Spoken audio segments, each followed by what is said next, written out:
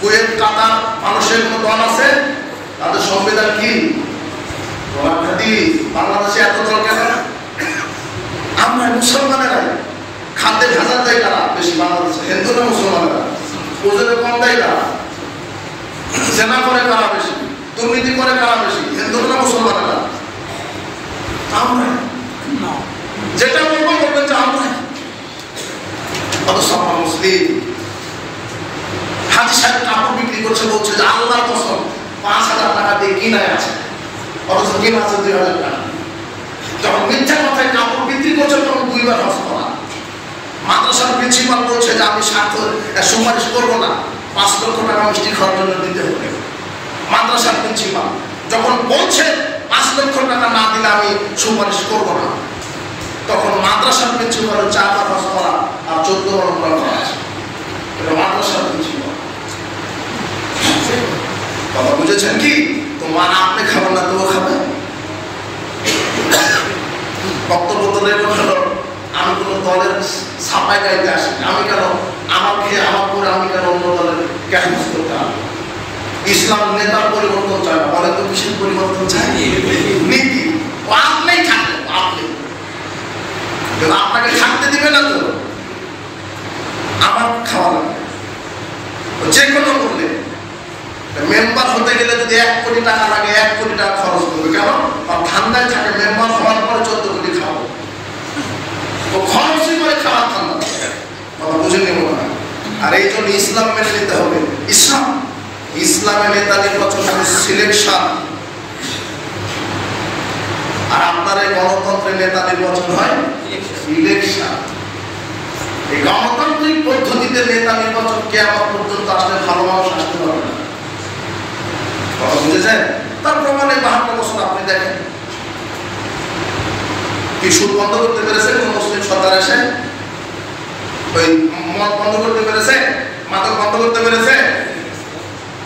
এই নেতারাই বলল মাদক যদি বন্ধ করি তাহলে বিদেশি মামলা আসলে আপনার করবো কি? ব্যাংক থেকে লোন দিবে না। এরাই মাদক দিয়ে সেবা করে। ইমান। রিজিকের মালিক কে? আজকে 57টা মুসলিম রাষ্ট্র ইসরায়েলের বিরুদ্ধে পদক্ষেপ নিতে পারে না। কেন জানেন? কেন? ইসরায়েল তো 82 লাখ হলে কি হবে? ওই 82 লাখ ইহুদির পিছনে 600 কোটি কাফেরেরা আছে সব মিলে। তো মুসলিম রাষ্ট্র চিন্তা করছে, যদি আমি অ্যাটাক করি তাহলে আমাকে তেল দিবে না, আমি তো স্বর্ণ পাবো না, আমি তো অমুক দিয়ে পাবো না। তেল দেওয়ার মালিক কে? তাওহীদকে আঁকড়ে ধরতে হবে। আল্লাহ বলছেন ওয়ালাউ আন্না হাদাল কুরআনানু ওয়াত্তাকাউ লাফাতাহনা আলাইহিম বারাকাতিন মিনাস সামাই ওয়াল আরদ। আল্লাহ বলছেন যদি জনপদের দেশের লোকেরা 2টা কাজ করতে পারে, কয়টা? এক, ঈমান আনবে, আমার তাওহীদকে মেনে নেবে, আর আমাকে ভয় করে চলবে, তাহলে আমি আকাশ থেকে তাদের জন্য রিজিকের সব দরজা খুলে দেব। কিন্তু আমরা আমাদের ঈমানকে বিক্রি করেছি ইহুদি খ্রিস্টানদের কাছে, পাশ্চাত্য সভ্যতার কাছে। আমরা নামে মাত্র মুসলিম, বাংলাদেশ নামে মাত্র স্বাধীন, কিন্তু এখন আমরা কাদের বিধানের গোলামি করছি? লজ্জা লাগছে না? লজ্জা লাগছে? আপনি শুধু মুসলিম তো 5 ওয়াক্ত সালাত আদায় করেন, এটাই মুসলিম। হজ করে এসেছেন আলহাজ, এতটুকু বিশেষ। তারপর অফিস আদালত কোর্ট কাছারি শিক্ষাঙ্গন সব কাদের নীতিতে চলছে? ইহুদি খ্রিস্টানের। এই জন্য আপনি মার খাচ্ছেন। দেখেন তো, আমি কয়েকটা আয়াত আপনাকে ইবারত করে আমি শেষ করি। আল্লাহ বলছেন ওয়ালা তাহিনু ওয়ালা তাহজানু ওয়া আনতুমুল আ'লাউনা ইন কুনতুম মুমিনিন। আল্লাহ বলছেন সূরা ইমরান 139 আয়াত, তোমরা হীনবল হয় না, শক্তিহীন হয় না, চিন্তিত হয় না, তোমরাই বিজয়ী হবে যদি তোমরা প্রকৃত ঈমানদার হও। কি হও? হ্যাঁ, এটা আল্লাহ বলেছেন। বিশ্বাস করেন? করেন তাই না? আল্লাহ বলছেন কি? হীনবল হয় না, চিন্তিত হয় না, তোমরাই বিজয়ী হবে যদি কি হও? তোমরা বিশ্বাস করেন তো না? এরপর দেখেন وَإِنَّا لَنَنصُرُ رُسُلَنَا وَالَّذِينَ آمَنُوا فِي الْحَيَاةِ الدُّنْيَا وَيَوْمَ يَقُومُ الْأَشْهَادُ সূরা মুমিন 40 নম্বর সূরা 51 নম্বর আয়াত। আল্লাহ বলছেন, নিশ্চয় আমি আল্লাহ যারা নবী রাসূল আর যারা প্রকৃত ঈমানদার তাদেরকে আমরা সাহায্য করব দুনিয়ার জীবনেও এবং কিয়ামতের দিনেও। আল্লাহ কি করবেন? মুমিনদেরকে সাহায্য করবেন এবং নবী রাসূলদেরকে কি করবেন? সাহায্য করবেন। এই আয়াতগুলি আছে। অসংখ্য নবী রাসূলকে ইহুদি খ্রিস্টানরা হত্যা করেছে, করাত দিয়ে ছিঁড়ে ফেলেছে, আগুনে পুড়িয়ে ফেলেছে। তো কই আল্লাহ নাকি সাহায্য করবেন?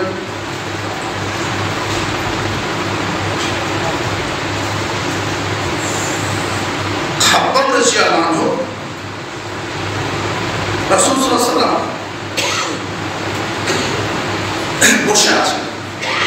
খাব্বাব রাদিয়াল্লাহু আনহু বলছেন, ইয়া রাসূলুল্লাহ আলা তাদউ লানা আলা তাস্তাগফির লানা, আপনি আমাদের জন্য আল্লাহর কাছে একটু দোয়া করেন, একটু সাহায্য চান। আমরা তো মার খেতে খেতে আমার আপু শেষ হয়ে গেল, আমরা তো অত্যাচার ভোগ করতে করতে শেষ হয়ে গেলাম। তখন রাসূল সাল্লাল্লাহু আলাইহি ওয়াসাল্লাম খাব্বাবকে বলছেন, খাব্বাব তোমরা তো কি মার খাচ্ছ, কি এমন অত্যাচার এসেছে? তোমাদের পূর্বে যারা নবী রাসূল এসেছিল, যারা ঈমানদার ছিল, তাদের অবস্থা শুনবে কি?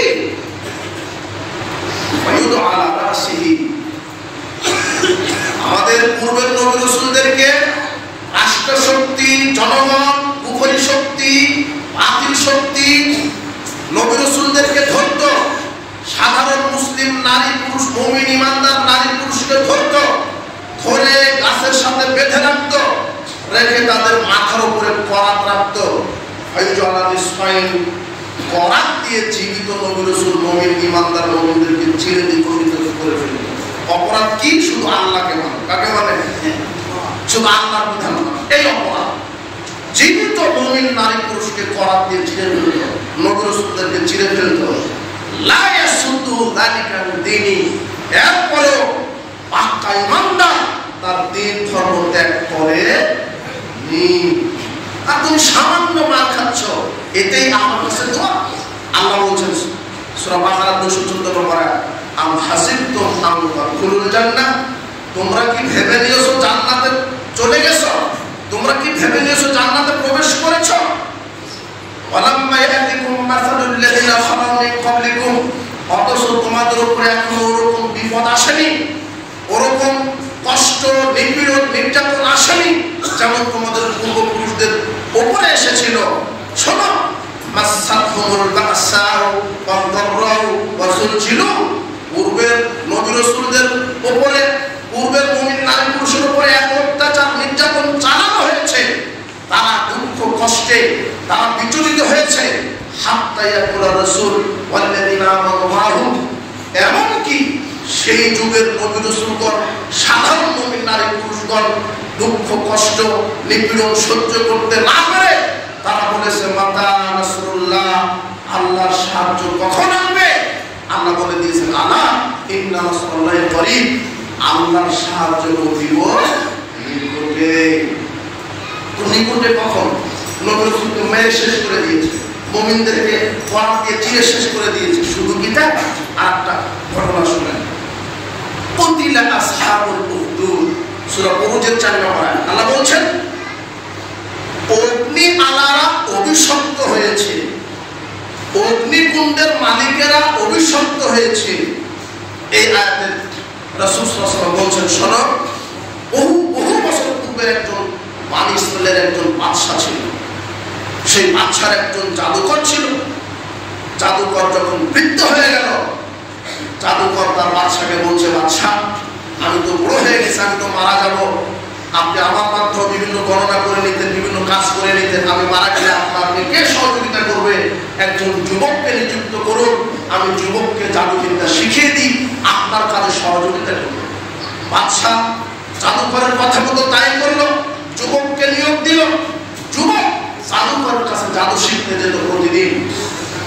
যে রাস্তা দিয়ে যেত সেই রাস্তায় ঈসা আলাইহিস সালামের একজন অনুসারী মুসলিম আলেম ওই রাস্তায় তাঁবু করে বসে আছে। ওই মুসলিম আলেম ওই আলেম যুবককে বলছে তুমি প্রতিদিন কোথায় যাও? যুবক বলছে আমি অমুক জাদুকরের কাছে জাদু শিখতে যাই। তখন এই আলেম বলছে না, জাদু এটা কুফরি, এটা কাবিরা গুনাহ, যে জাদু শিক্ষা করে তার পরকালে পরিণাম জাহান্নাম, এটা শেখা যাবে না। তোমাকে ইসলাম শিখতে হবে, ঈমান আনতে হবে, আল্লাহর বিধান মানতে হবে। জাদু হলো কুফরি, আর ইসলাম হচ্ছে তাওহীদের নাম, ঈমানের নাম, আল্লাহর দাসত্বের নাম। তোমাকে ইসলাম মানতে হবে। যুবক দ্বিধায় পড়ে গেলেন। যুবক চিন্তা করছে জাদুঘরের দিন ঠিক নাই আলেমের দিন ঠিক, আমাকে পরীক্ষা করতে হবে। পরের দিন যুবক রাস্তা দিয়ে যাচ্ছেন, রাস্তার মাঝে বিশাল একটা জন্তু।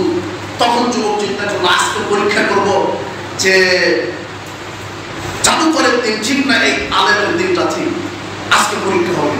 যুবক একটা পাথর হাতে নিলেন, নিয়ে ওই জন্তুর পিঠে নিক্ষেপ করলেন, এই বলে যে যদি জাদুঘরের দিন মিথ্যা হয় আর আলেমের দিন সত্য হয়, তাহলে যেন এই পাথরটা বিশাল জন্তুর গায়ে লাগার সাথে সাথে মরে যায়। আর যদি জীবিত থাকে তাহলে কার দিন ঠিক হবে? জাদুঘরের দিন ঠিক হবে।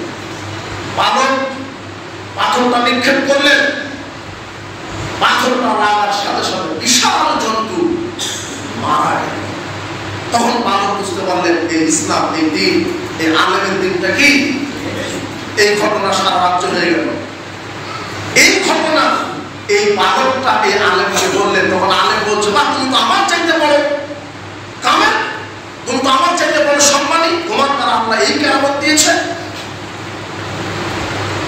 এমনকি আল্লাহ ওই বালককে এমন ক্ষমতা দিলেন যে বালক অন্ধ মানুষকে ভালো করে দিতে পারে, কুষ্ঠ রোগীকে ভালো করে দিতে পারে, কার অনুমতিতে। ঘটনাক্রমে ওই বাদশার একটা মন্ত্রী ছিল অন্ধ। কি অন্ধ? এই অন্ধ মন্ত্রী খবর পেয়েছে যে অমুক বালক অন্ধ ব্যক্তিকে ভালো করে দিচ্ছে। মন্ত্রী এসে বলছেন আমি শুনেছি তুমি অন্ধ ব্যক্তিকে চক্ষু ফিরিয়ে দাও। বালক বলছে আমি দেই না, কে দেয়? না, আমার মাধ্যমে দেওয়ার কাজে তুমি যদি আজকে ঈমান আনো আল্লাহর প্রতি, তোমার চোখ ভালো হয়ে যাবে। মন্ত্রী ঈমান এনে সুবহানাল্লাহ। এই ঘটনা গোটা রাজ্যে ছড়িয়ে গেল। বাদশা মন্ত্রীকে করাত দিয়ে চিরে হত্যা করলেন। আগে মন্ত্রীকে জিজ্ঞাসা করলেন তুমি এটা এই দিন কোথায় থেকে মানলে? তখন বলে দিল অমুক আলেম থেকে। যুবক শিখেছে, যুবকদের কাছ থেকে আমি শিখেছি। কোন আলেম?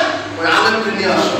ওই আলেমকে হত্যা করলেন, মন্ত্রীকে হত্যা করলেন করাত দিয়ে চিরে। এই যুবককে এখন হত্যা করার নির্দেশ দিলেন বাদশা। তার সৈন্যদলকে হুকুম করলেন যাও এই যুবককে নদীতে ফেলে ডুবিয়ে মারো।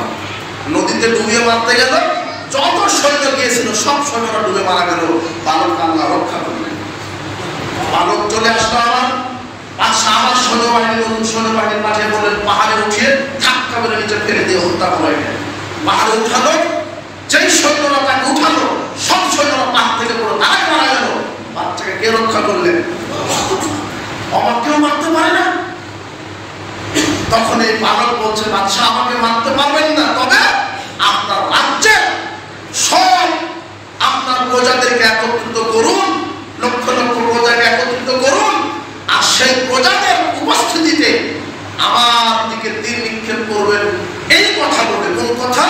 বিসমিল্লাহে রব্বি হাদাল গোলাম, আমি আল্লাহর নামে শুরু করে এই রবের গোলামকে আমি গোলামের দিকে তীর নিক্ষেপ করছি, এই কথা বলা না পর্যন্ত আমার হত্যা করতে পারবেন না। তখন সমস্ত রাজ্যের সব প্রজাদেরকে একত্রিত করা হলো এবং বাদশা তখন বিসমিল্লাহ রব্বি হাদাল গোলাম বলে সমস্ত প্রজাদের সামনে তীর নিক্ষেপ করলেন। তীরটা বালকের কাছে বুকে লেগে বালক মারা গেলেন। এই দৃশ্য লক্ষ লক্ষ মানুষ যখন দেখলেন, কি বিসমিল্লাহ, আল্লাহর নামে, আল্লাহকে, আল্লাহ যে কে এটাই জানে না। যখন এই কথা বলে তীর নিক্ষেপ করলো বিসমিল্লাহ হাদাল রব্বিল গোলাম, এই বিসমিল্লাহ কথা ঝঙ্কা, এর তীব্রতা এত প্রখর হলো সবাই জানতে পারলো না আল্লাহ আমাদের একজন আছে। সবাই ইসলাম গ্রহণ করে লক্ষ লক্ষ মানুষ এক দৃশ্যতে ইসলাম গ্রহণ করলেন।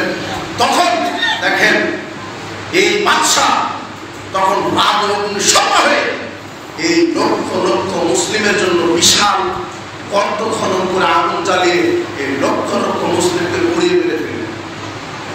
কথা বুঝেছেন? এখন আমার কথা, আল্লাহ যে মুমিনদেরকে সাহায্য করবেন, আমার কথা বুঝলেন কি? আল্লাহ তো মুমিনদের জন্য সাহায্য করবেন, এটা বিশ্বাস করেন না? তাই যে লক্ষ লক্ষ মুসলিমকে যে পুড়িয়ে মারলো, আল্লাহ ছিলেন না? ওই সাহায্য করলেন, মানে বক্তব্য নেগেটিভ হয়ে যাচ্ছে নাকি? আপনি মনে করছেন এরকম কেন?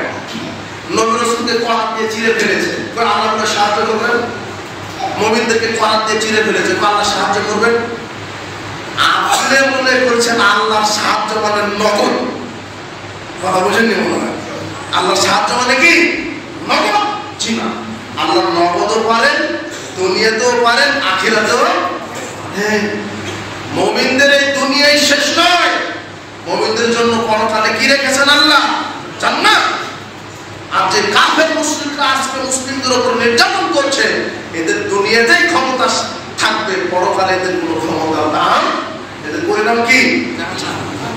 কিন্তু এক সময় হ্যাঁ, ওই লক্ষ লক্ষ মানুষ পুড়ে মারা গেছে, তাই কি সব মুসলিমরা নিধন হয়ে গেছিল? পরবর্তীতে এমন মুসলিমদেরকে আল্লাহ সৃষ্টি করলেন যাদের মাধ্যমে হেরোদের মতো ব্যক্তি ডুবে কি হয়ে গেল, নমরুদের মতো, কারুনের মতো এদেরকে আল্লাহ কি করলেন? ধ্বংস করলেন। আপনি আজকে মনে করছেন মুসলিমরা আজকে মার খাচ্ছে, কি এমন বলতো মার খেতে থাকবে? জি না, আপনি ইমান দুর্বল করেন না, আপনার ইমান দুর্বল তাই মার খাচ্ছেন। আপনার সূত্র থেকে এমন সন্তান জন্মগ্রহণ করবে, এমন নেতা পৃথিবীতে আসবে যার মাধ্যমে শিরক, বিদআত, কবর, খানকা, মাজার সব কবর হবে, আল্লাহর তাওহীদ বিজয় হবে ইনশাআল্লাহ। হবে, এটা আমরা বিশ্বাসী। আজকে আমরা মাজলুম ফিলিস্তিন, মাজলুম ভারতবর্ষের মুসলিমদের জন্য দোয়া করি। শোনেন, আপনি যদি এখনো কাপুরুষতার ভান ধরে থাকেন, মুনাফিকের আচরণ আপনার ভিতরে এখনো যদি থাকে, এখনো যদি ইহুদি খ্রিস্টানের নীতিতে আপনি চলেন, আজ হোক আর কাল হোক বাংলাদেশও গাজার মতো হতে পারে, পারে না? আপনি ঘুমাচ্ছেন নাকে তেল দিয়ে, প্রতিবেশী বন্ধু আপনার উপর অত্যাচার করতে পারে, আমেরিকার দালালদেরকে হাতে নিয়ে কথা বলে গেলাম, সাবধান হন, তাদের পাঁচাটা বাদ দেন, ইহুদি খ্রিস্টান গোলামীর চিহ্ন থেকে বের হয়ে আসে, একটা আল্লাহর তাওহীদ, মুহাম্মদ সাল্লাল্লাহু আলাইহি আদর্শে সব কিছু চালান, ইনশাআল্লাহ আবারও এই বিশ্বটা মুসলিমদের পায়ের নিচে আল্লাহ এনে দিবেন, ইনশাআল্লাহ এনে দিবেন। গোলামের চিহ্ন থেকে আপনাকে বের হয়ে আসতে হবে। এটা আমাদের আকীদা, এটা আমাদের মুসলমানের আকীদা। কিসের 82 লক্ষ ইহুদি, 600 কোটি কাফের, কিছুই থাকবে না। আজকে যদি মুসলিমরা ঐক্যবদ্ধ থাকতো, 57টা রাষ্ট্র যদি শুধু এক থাকতো তাওহীদের উপরে, শুধু পেশাব করে দিলে তো 82 লক্ষ ইহুদি ভেসে লোহিত সাগরে চলে যেত না? কিন্তু 82 লাখ ইহুদি 57টা রাষ্ট্রের 200 কোটি মুসলমানকে নাড়িয়ে দিচ্ছে। কথা বুঝেননি? তার মানে আমরা এখন মুসলিমরা হয়ে গেছে কচুর পাতার পানির মতো, ইহুদি খ্রিস্টানের নীতিতে চলতে চলতে হয়তো পানা, পানা বুঝেন কি? পানা নাকি বলে ওটা, পানির উপরে ভাসে, কচুরির পানা। হ্যাঁ, এরকম মুসলিমরা ফুটবলের মতো, হিন্দু একটা লাথি মারে ওই জায়গায় পড়ে, খ্রিস্টানরা আরেকটা, ইহুদি আরেকটা লাথি মারে একবারে গোল হয়ে বের হয়ে চলে যায়। কথা বুঝেছেন কি? আপনার দ্বারাই, মুসলমানের দ্বারাই মুসলমানকে মেরে দিচ্ছে তারা মানছে, আর আপনার নাম হচ্ছে, আপনার দ্বারাই পরিকল্পনা তারা করছে আর আপনি বাস্তবায়ন করছেন। তা আপনার কিন্তু আজকে মুসলিমরা মার খাচ্ছে। এই জন্যই আলোচনা লম্বা হয়ে গেল। সর্বশেষ যে কথাটা আপনাকে বলছি, যে এটা আমাদের আকীদা, এটা আমাদের বিশ্বাস, মুসলিমরা আবার বিজয় হবে। এবারে কোন খাত্তাব ফিলিস্তিন বিজয় করেছিল, এটা ইতিহাস। সালাউদ্দিন আইয়ুবী ফিলিস্তিন বিজয় করেছিল, এটা ইতিহাস। আবার এই ফিলিস্তিন, এই মুসলিম উম্মাহ কুফরি শক্তির বিরুদ্ধে বিজয় লাভ করবে ইনশাআল্লাহ। এটা আল্লাহ বলে দিয়েছেন। হীনবল হয় না, শক্তি হারায় না, তোমরাই বিজয় হবে যদি কি হও, মুমিন হও। আর আল্লাহ বলছেন দরিবাত আলাইহিমুদ দিল্লাতু ওয়াল মাসকানা। আল্লাহ বলছেন ইহুদিরা কি গজব নিয়ে ফিরেছে, ইহুদিরা দারিদ্রতা, নিষ্পেষণ, গজব আল্লাহর পক্ষ থেকে নিয়ে এসেছে। আইনামা সুতিফু, তারা যেখানেই থাকুক আল্লাহ তাদেরকে ধ্বংস করবেন। আজকে যে ইহুদি মুসলিমদেরকে পিটাচ্ছে, মারছে, এই ইহুদিদেরকে একদিন মুসলিমরা ধরবে এবং মারবে। আমরা রাসূলুল্লাহ হাদিস পড়েছি, এটা আমরা বিশ্বাস করি। রাসূল বলেছেন লা তাকুমুস সাআহ, কিয়ামত কতদিন পর্যন্ত হবে না, হাত্তা ইউকাতিলুল মুসলিমুনা ইহুদা, যতদিন না ইহুদিদের বিরুদ্ধে মুসলিমরা যুদ্ধ না করছে। ফায়াতুলহুল ইহুদি, ইহুদিদেরকে মুসলিমরা হত্যা করবে। হাত্তা ইউকাতিলুল ইহুদি হাজারুন শাজারে, মুসলমানের পিটানির চোটে ইহুদিরা গাছের আড়ালে লুকাবে, পাথরের আড়ালে লুকাবে। ইয়াকুলুল হাজার ওয়াশ শাজার, গাছ পাথর বলে দিবে ইয়া আব্দুল্লাহ ইয়া মুসলিমুন, হে মুসলমানেরা, এই যে ইহুদি সন্ত্রাসীরা, এই যে হায়না কুকুর শুয়োরের দল আমাদের পিছনে লুকিয়ে আছে, ফাতান আসো ফাতুলহু, একে হত্যা করো। এই ইহুদিরা এই মুসলমানের পিটনের চোটে ইহুদিরা পালাবে, লুকাবে, পালালেও তারা বাঁচতে পারবে। অবশ্যই এই মুসলিমদের হাতে ইসলাম বিজয় হবে, ইহুদি খ্রিস্টান নিপাত যাবে, ইনশাআল্লাহ এটা আমরা বিশ্বাস করি। আল্লাহর নিকটে এই পবিত্র জুমার দিন আল্লাহ খুতবার সময়, জুমার দিন দোয়া কবুল হয়। এই খুতবার মাধ্যমে আমরা দোয়া করি, প্রতিপালক এই ইহুদি, এই সাম্রাজ্যবাদী হায়না কুকুর শুয়োর এই দলের উপরে তুমি লানত গজব নাযিল করো, আমিন, এদেরকে তুমি ধ্বংস করো। গোটা বিশ্বের মুসলিম উম্মার উপরে যে নির্যাতন নিষ্পেষণ চলছে, আল্লাহ তুমি বাতিল শক্তিকে নস্যাৎ করে দাও, মুসলিম উম্মাকে তুমি হেফাজত দাও। খুবাইব রাদিয়াল্লাহু আনহু দোয়া করেছিলেন, আল্লাহুম্মা আহসিন আদাদা ওয়াকতুলহুম আদাদা ওয়ালা তুবকি মিনহুম আহাদা। খুবাইব রাদিয়াল্লাহু আনহু দোয়া করেছেন 1450 বছর পূর্বে। আল্লাহ সেই 1450 বছর পূর্বের দোয়া আজকে আমরা আমল করছি, 2025 সালে আমল করছি। আল্লাহ আল্লাহুম্মা আহসিন আদাদা, আল্লাহ তুমি এই কুফরি ইহুদি খ্রিস্টান যারা মুসলিমদের বিরোধিতা করছে এদেরকে তুমি গনে গনে রাখো। ওয়াকতুলহুম আদাদা, এদেরকে একসাথে হত্যা করো। ওয়ালা তুবকি মিনহুম আহাদা, এদের কাউকে জমিনের উপর অবশিষ্ট রেখো না। আল্লাহ তুমি দোয়া কবুল করো, কবুল হবেই হবে। আসল কথা বুঝেননি, ইমানি দৃঢ়তা নিয়ে আসেন আর ইহুদি খ্রিস্টানের গোলামের জিনজির থেকে নিজেকে বাঁচিয়ে রাখেন, তাওহীদকে আঁকড়ে ধরেন, রাসূলুল্লাহ সুন্নাহকে আঁকড়ে ধরেন, তাহলে এই মুসলিম জাতি আবার বিশ্বে মাথা উঁচু করে দাঁড়াবে ইনশাআল্লাহ।